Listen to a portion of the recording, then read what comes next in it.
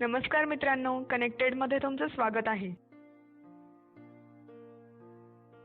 मित्रांनो, या पाठात आपण भाषा, क्रीडा, नाटक आणि चित्रपट, वृत्तपत्रे आणि दूरदर्शन या क्षेत्रात झालेल्या बदलांविषयी माहिती घेणार आहोत. मित्रांनो, भारतात वेगवेगळ्या संस्कृती, परंपरा यांच्याप्रमाणेच विविध भाषा आहेत.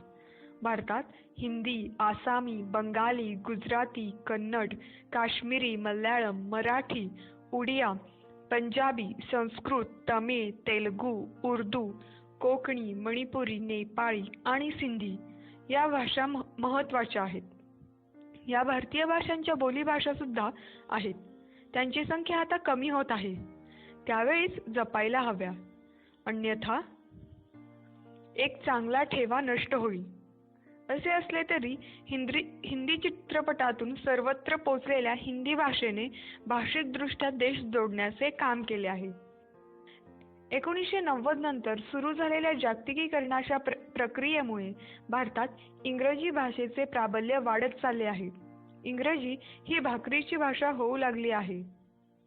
नोकरीच्या अनेक संधी इंग्रजी भाषेमुळे उपलब्ध होऊ लागल्या आहेत.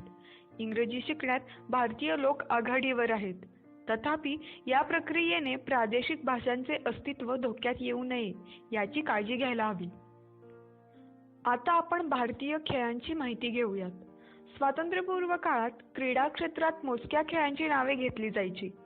यात बदल करण्याचे काम काही खेळाडूंनी केले. त्यामुळे खेळ आणि खेळाडू दोघेही मोठे झाले. यातील एक उदाहरण म्हणजे गीत सेठी होय.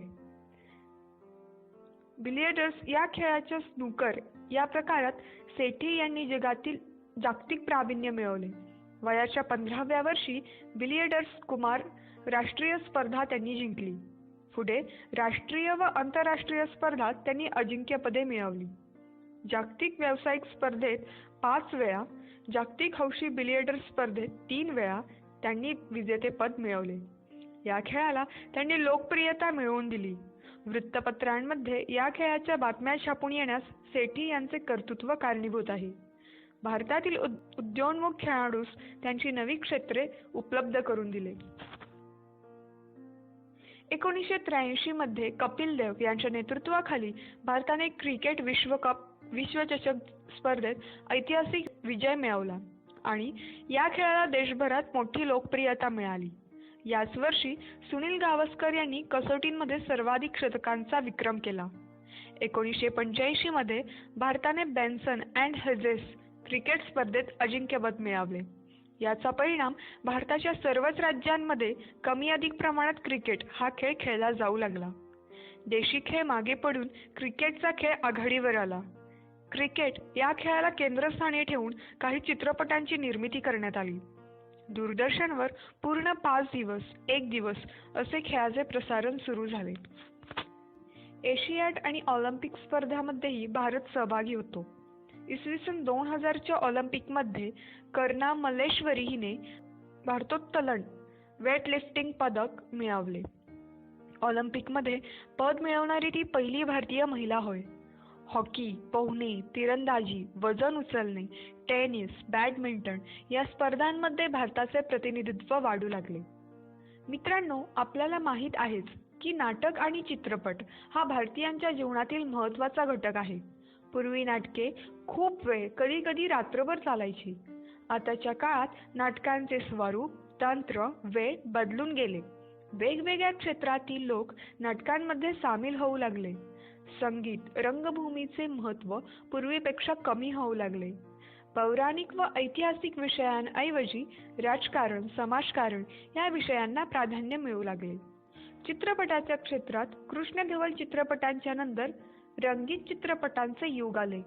मनोरंजन क्षेत्रातील हिंदी चित्रपटांचे स्थान अतुलनीय आहे. समकालीन परिस्थितीचे चित्रण चित्रपटांमध्ये उमटू लागले. चित्रीकरणाची स्थळे देशाबाहेर जाऊ लागली. देश परदेशातील वैविध्यपूर्ण जागा लोकांना दिसू लागल्या. परकीय भाषांमधील चित्रपट अनुवादित होऊ लागले. इंग्रजी चित्रपटांच्या प्रदर्शनावेळी हिंदी अनुवाद पडद्यावर दिसू लागले. हिंदी चित्रपट जागतिक चित्रपटांची स्पर्धा करू लागले. हिंदी चित्रपट जगभर पोचले. राजकारण, समाजकारण, उद्योग, तंत्रज्ञान याचे प्रतिबिंब चित्रपटांमध्ये उमटू लागले. पूर्वी 3-4 तास चालणारा सिनेमा 1.5 तासांवर येऊ लागला. एकच पडदा आणि एकच चित्रपटगृह ही संकल्पना बदलली.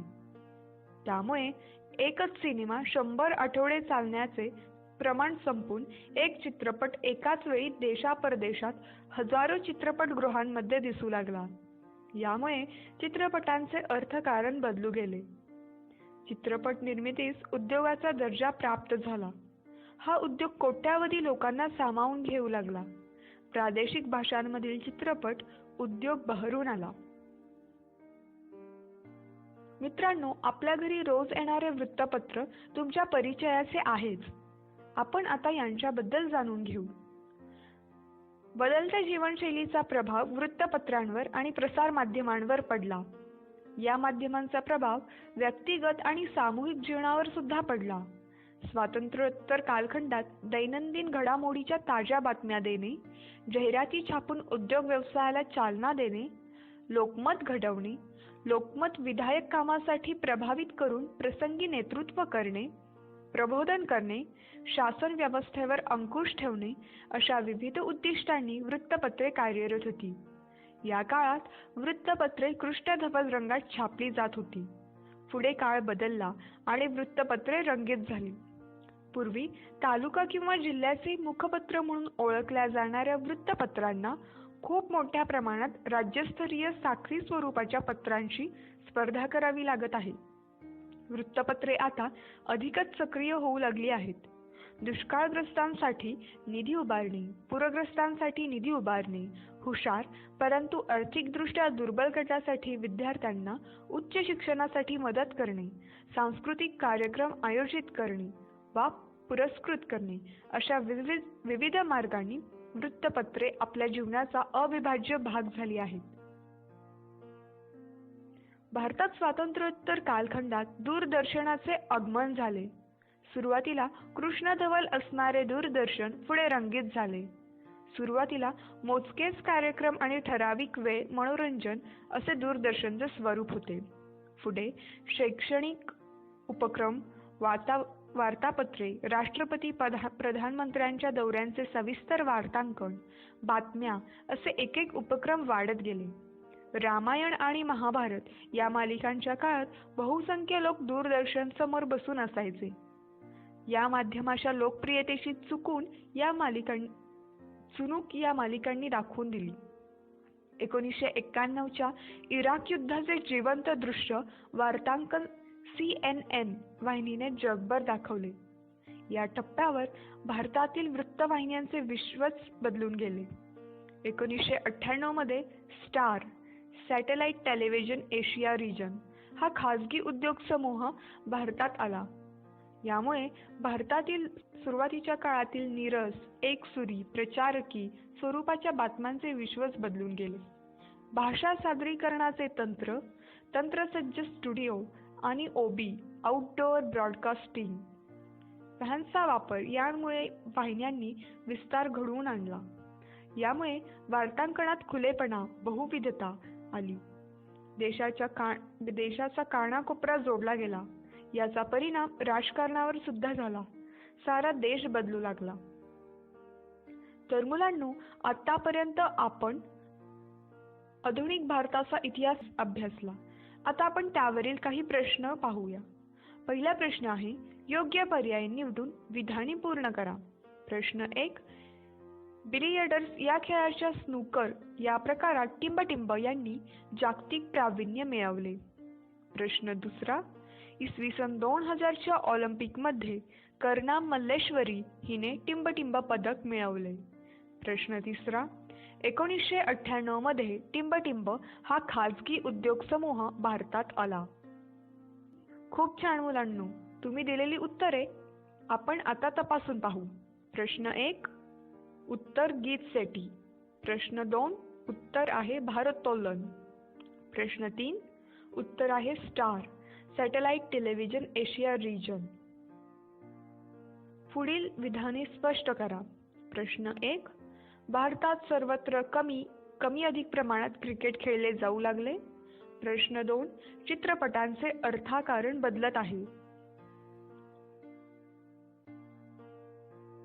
खूप छान मुलांनो, तुम्ही दिलेली उत्तरे आपण आता तपासून पाहू. प्रश्न 1. भारतात सर्वत्र कमी अधिक प्रमाणात क्रिकेट खेळले जाऊ लागले आहे. उत्तर: 1983 मध्ये कपिल देव यांच्या नेतृत्वाखाली भारताने क्रिकेट विश्वचषक स्पर्धेत ऐतिहासिक विजय मिळवला आणि या खेळाला देशभरात मोठी लोकप्रियता मिळाली. याच वर्षी सुनील गावस्कर यांनी कसोटींचे सर्वाधिक शतकांचा विक्रम केला. 1985 मध्ये भारताने बेन्सेट अँड हेजेस क्रिकेट स्पर्धेत अजिंक्यपद मिळवले. याचा परिणाम भारतातल्या सर्वच राज्यांमध्ये कमी अधिक प्रमाणात क्रिकेट हा खेळ खेळला जाऊ लागला. प्रश्न 2. चित्रपटांचे अर्थकारण बदलत आहे. उत्तर: चित्रपटाच्या क्षेत्रात कृष्ण-धवल चित्रपटांच्या नंतर रंगीत चित्रपटांचे युग आले. चित्रीकरणाची स्थळे देशाबाहेर जाऊ लागली.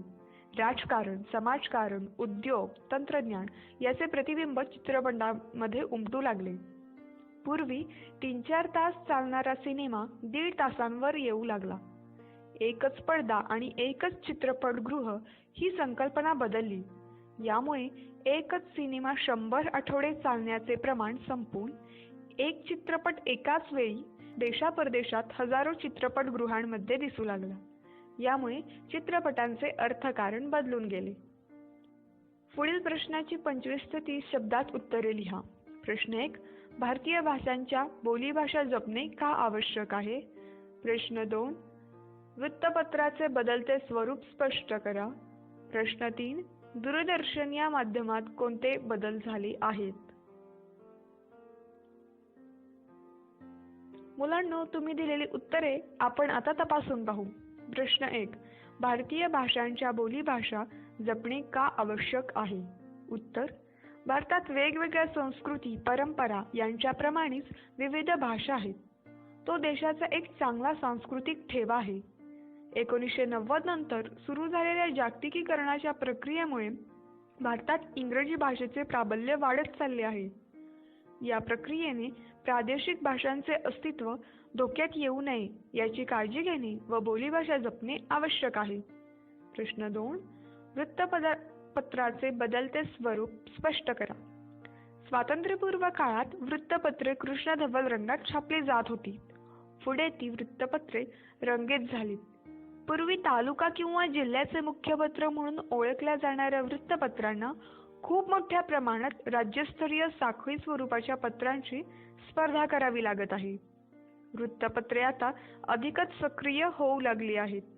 पूर्वीच्या बातम्या देणे, जनमत घडवणे या कामांबरोबरच दुष्काळग्रस्तांसाठी निधी उभारणे, पूरग्रस्तांसाठी निधी उभारणे, हुशार परंतु आर्थिकदृष्ट्या दुर्बल गटातील विद्यार्थ्यांना उच्च शिक्षणासाठी मदत करणे, सांस्कृतिक कार्यक्रम आयोजित करणे वा पुरस्कृत करणे अशी विविध कामे ती करत आहेत. प्रश्न 3.